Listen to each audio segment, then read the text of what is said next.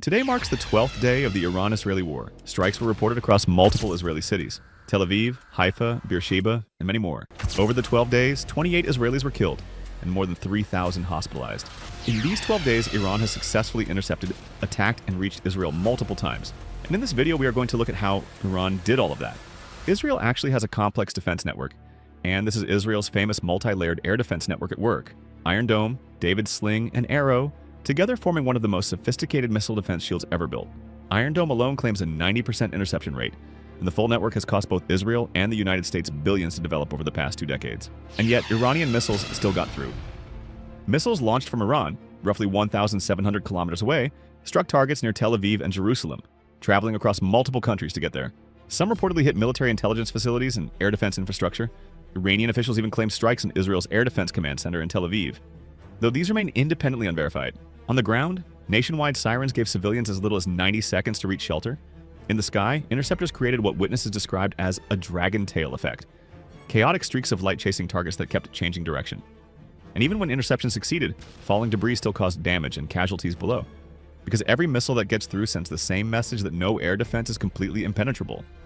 So the real question becomes, how did Iran manage to do it? To understand how Iranian missiles managed to reach Israel, we first need to understand what they were up against. Because Israel doesn't rely on just one missile defense system. It operates a layered defensive shield, designed to stop different types of threats at different stages of flight. The first layer is Iron Dome. This system is built to intercept short-range rockets and artillery, the kind typically fired from nearby territories. Developed jointly by Israel and the United States, Iron Dome became operational in 2011 and has since intercepted thousands of rockets. It uses radar to track incoming projectiles and launches interceptors to destroy them in midair, often just seconds before impact. Each interceptor missile costs approximately $50,000 to $100,000 per shot, meaning every interception carries a significant financial cost. Above that sits David's Sling. This system is designed for medium-range threats, including larger rockets and cruise missiles. It became operational in 2017 and is built to engage targets at ranges of up to roughly 300 kilometers. It fills the gap between short-range interceptions and long-range ballistic missile defense. Then comes the top layer, the Arrow missile defense system. The Arrow system is built to intercept long-range ballistic missiles, sometimes high above the atmosphere, destroying them before they can descend toward Israeli cities. The latest version, Arrow 3, can intercept missiles at altitudes exceeding 100 kilometers, technically outside the Earth's atmosphere, making it one of the very few operational exo-atmospheric interceptor systems in the world. Together, these 3 layers create one of the most advanced air defense networks ever built.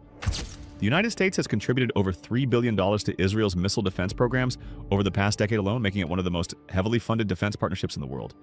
But here's the critical weakness built into every layered defense system. Each layer is designed around predictable threat profiles. Iron Dome's algorithms are tuned for slower, shorter-range trajectories. Arrow is calibrated for high-altitude ballistic arcs, and David's Sling sits in between. The entire architecture assumes the incoming missile will behave in a relatively conventional way, following a flight path that radar can track, predict, and hand off between layers. Iran's missiles are built specifically to break those assumptions, and that is precisely what makes it so dangerous. Even after Israel and its allies launched hundreds of airstrikes, Iran has continued to launch missiles at key targets. But how is that possible? The answer lies underground. Much of Iran's missile arsenal is deep inside mountain caves and hardened underground complexes. Iran has spent decades building what military analysts describe as one of the most extensive underground missile networks in the world, with some tunnels and bunkers estimated to be buried more than 500 meters beneath the surface, deep enough to survive most conventional bunker-busting bombs. Because of this hidden infrastructure, Iran can absorb an initial bombardment and still retaliate effectively. This strategy gives Iran a surprising level of resilience, ensuring that missiles continue to reach Israeli territory despite ongoing air campaigns. Iran's missile stockpile is estimated to be one of the largest in the Middle East, with some assessments putting the total number of ballistic and cruise missiles in the thousands, spread across dozens of sites throughout the country. Iran's missile technology is a major reason it's been able to strike Israel, despite the country's advanced defenses. The centerpiece of this capability is the Fatah missile system, which includes hypersonic glide vehicles. Iran unveiled the Fatah missile in May 2023, claiming it as the country's first domestically produced hypersonic missile, a significant milestone that drew immediate attention from defense analysts worldwide. Unlike traditional ballistic missiles, which follow a predictable arc, the Fatah separates from its booster in the upper atmosphere and glides toward its target, capable of maneuvering mid-flight. Here's how it actually works. The Fata launches using a solid fuel booster that drives it to hypersonic speeds as it climbs to high altitude.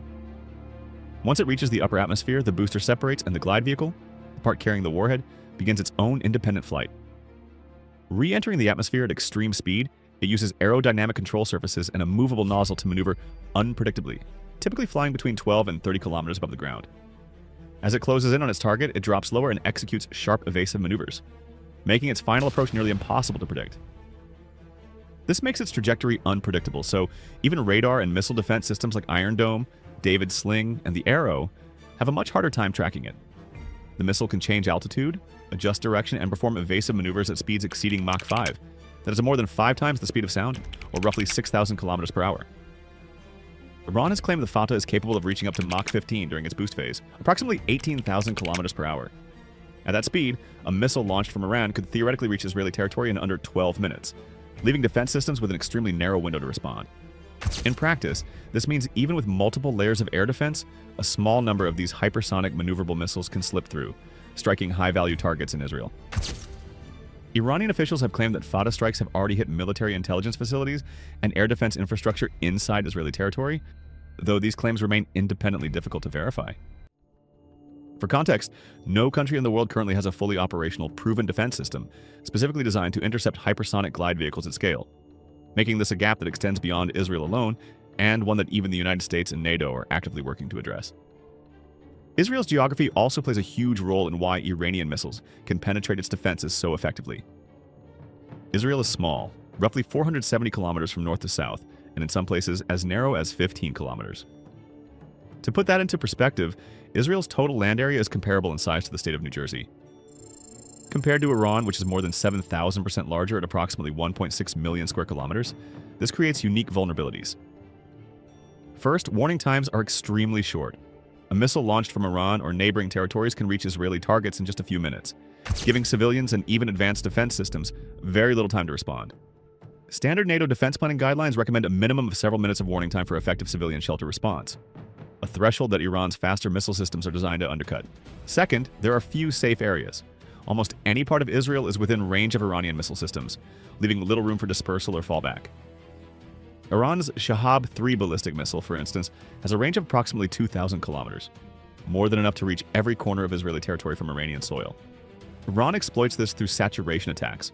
Instead of launching a single missile, they coordinate ballistic missiles, hypersonic Fata glide vehicles, cruise missiles, drones, and decoys all at once.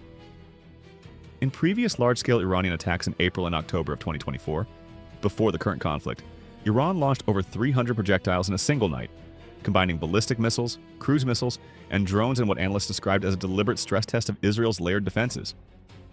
Some missiles come from mountain tunnels or hidden launchers, while drones and cruise missiles approach from multiple directions. This creates a multi-vector attack that overwhelms radar systems and interceptor algorithms. Defense systems are forced to track dozens of high-speed, maneuverable targets simultaneously, while firing large numbers of interceptors. Each Iron Dome interceptor costs between $50,000 and $100,000, while the drones and cheaper missiles Iran uses can cost as little as $20,000 to produce, meaning Iran can sustain an economic exchange rate heavily in its own favor, forcing Israel to spend far more on defense than Iran spends on offense. Even with near-perfect technology, each additional target increases the chance that at least one threat will slip through. Even if Iran doesn't destroy entire cities or defeat Israel in conventional military terms, it doesn't need to. Perhaps the most strategically significant target was Ben Gurion International Airport, Israel's main civilian and military air hub, located on the outskirts of Tel Aviv. Iran's Revolutionary Guards confirmed they launched heavy Khorramshahr 4 missiles, each carrying a 1-ton warhead, toward Ben Gurion Airport and the Israeli Air Force's 27th Squadron base located at the airport. The strike triggered a large fire, paralyzed operations, and forced aircraft already approaching to circle in holding patterns, waiting for conditions to stabilize. The airport, which previously handled over 30,000 passengers and around 300 flights daily, faced a serious operational crisis, with its approximately $2 billion in annual revenue under direct threat.